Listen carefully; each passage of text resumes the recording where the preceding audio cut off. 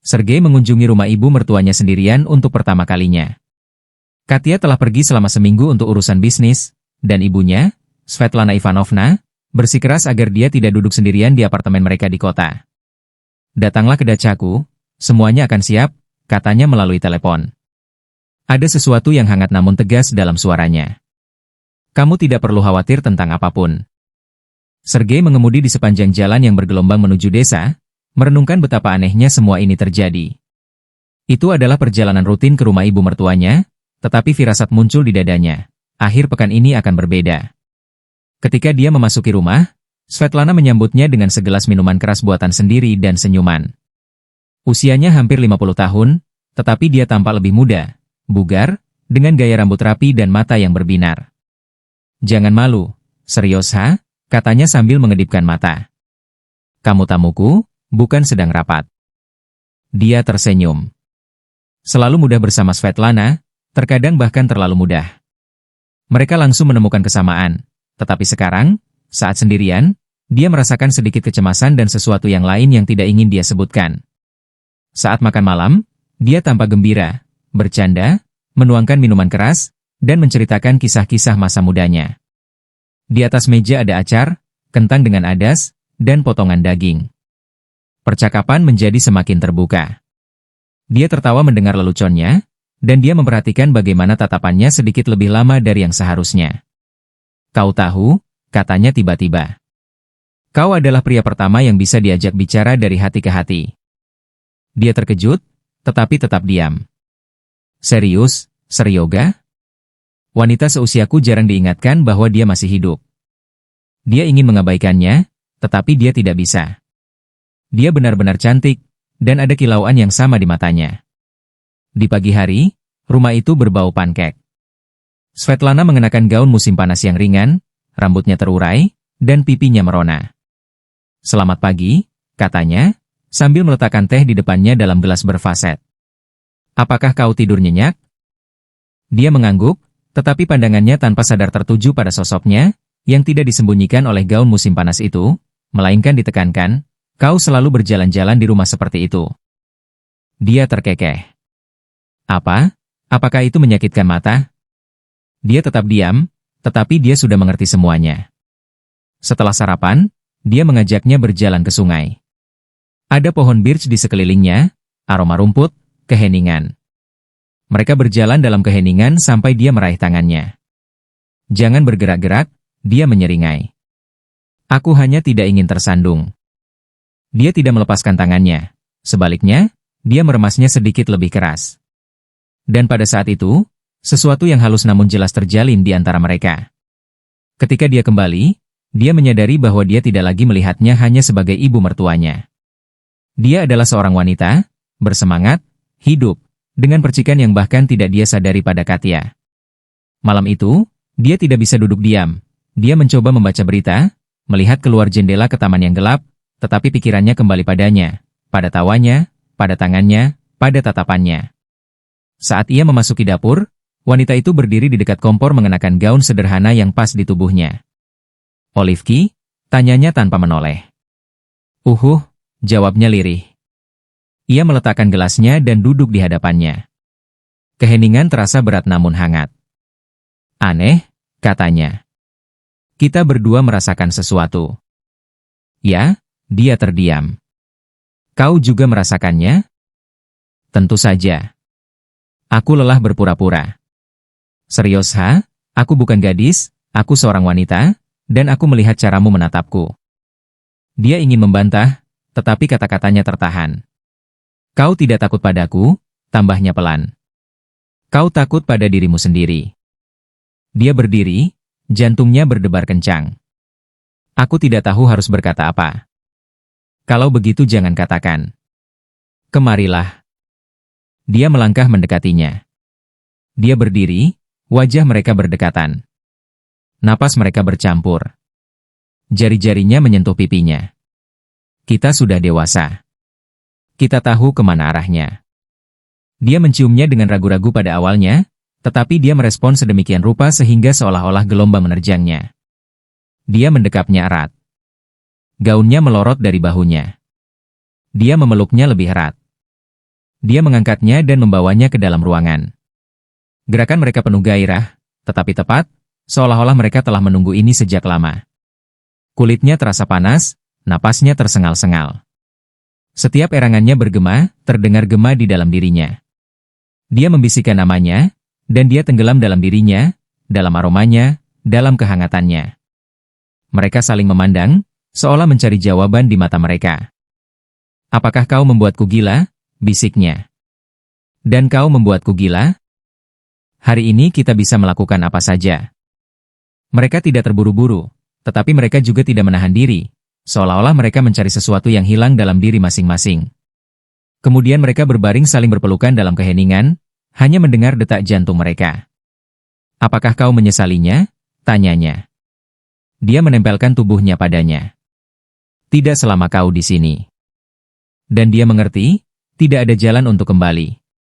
Tetapi tubuh mereka tidak tenang. Dia mengangkat kepalanya. Rambutnya jatuh di dadanya. Tatapannya tidak lagi malu-malu, tetapi berani. "Apakah kau menginginkan lebih?" tanyanya, mengusap perutnya. Dia tersenyum. "Seolah-olah aku baru sekarang mengerti apa itu wanita." Dia meluncur ke atasnya, perlahan, percaya diri, seolah-olah dia sedang menari. Gerakannya memukau, napasnya teratur, dan dia tidak bisa mengalihkan pandangannya darinya. Dia bukan hanya Svetlana, dia adalah hasrat, hidup dan nyata. Mereka kehilangan kendali, jari-jarinya mencengkeram bahunya, bibirnya menemukan bibirnya lagi dan lagi. Dia membalikannya, mencium lehernya, punggungnya, merasakan responsnya dengan setiap gerakan. Lebih lagi, bisiknya, "Jangan lepaskan." Dan dia tidak melepaskannya. Ruangan itu dipenuhi oleh napas mereka, bisikan mereka, derit tempat tidur. Mereka tidak berpikir, mereka hanya merasakan.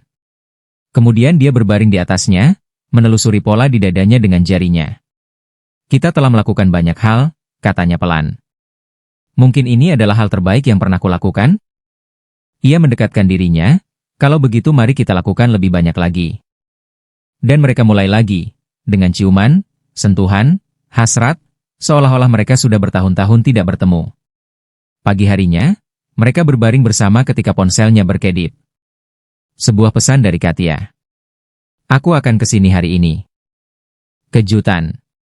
Rasanya seperti guyuran air dingin. Sergei menatap Svetlana. Ia duduk, matanya membelalak. "Dia akan datang ke sini."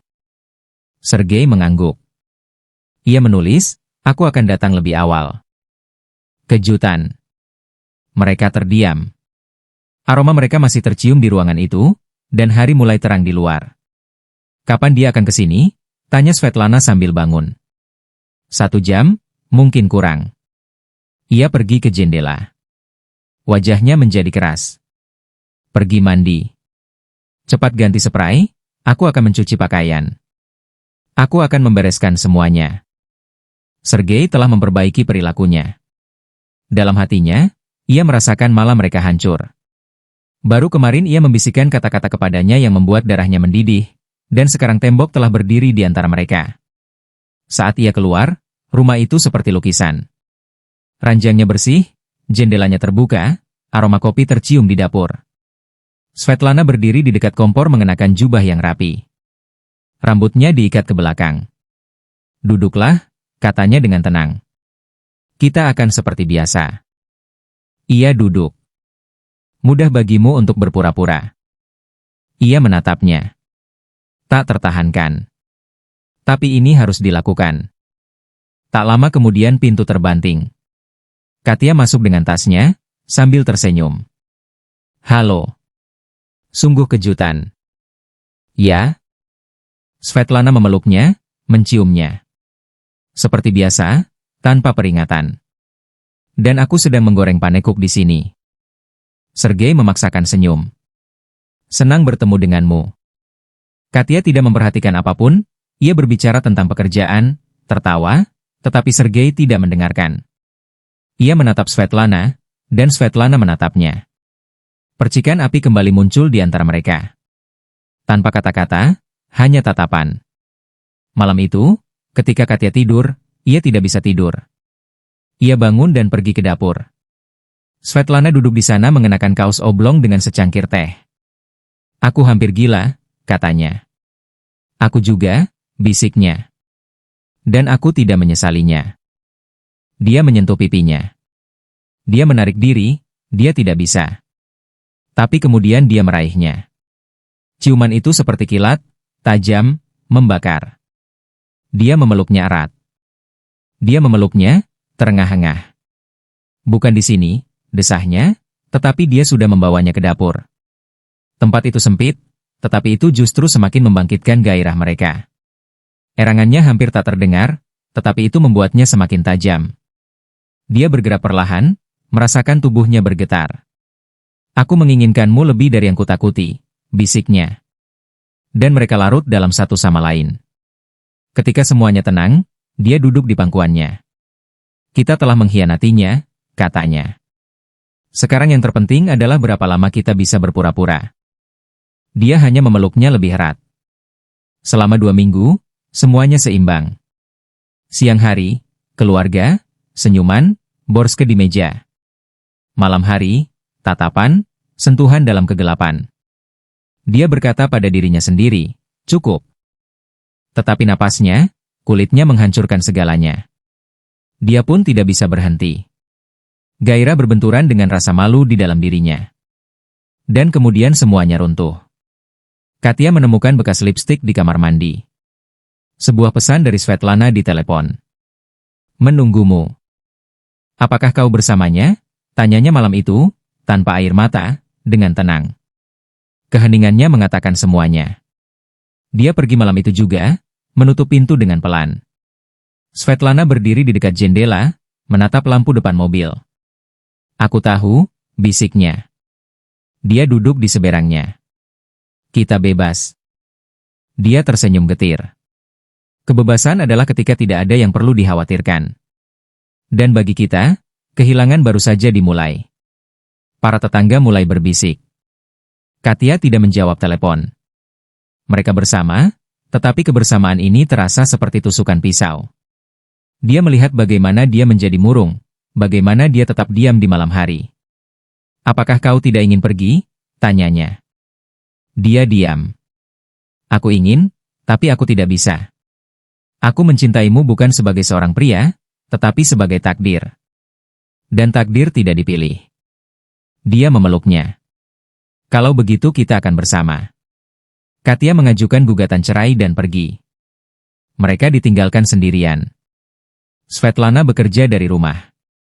Sergei memperbaiki mobil. Mereka hidup tenang, tetapi setiap hari tangannya berada di tangan Sergei. Setahun berlalu, tidak ada yang memaafkan mereka. Tetapi mereka tidak meminta maaf. Suatu hari, duduk di bawah pohon apel, ia bertanya, apakah kau akan menarik semua perkataanmu? Ia menatapnya. Aku akan memilihmu, bahkan setelah mengetahui semuanya. Kau layak mendapatkan setiap rasa sakit. Ia tersenyum, merasa bebas untuk pertama kalinya. Dan pada saat itu, hanya ada kebenaran mereka. Tanpa rasa takut, tanpa rasa bersalah, hanya mereka berdua.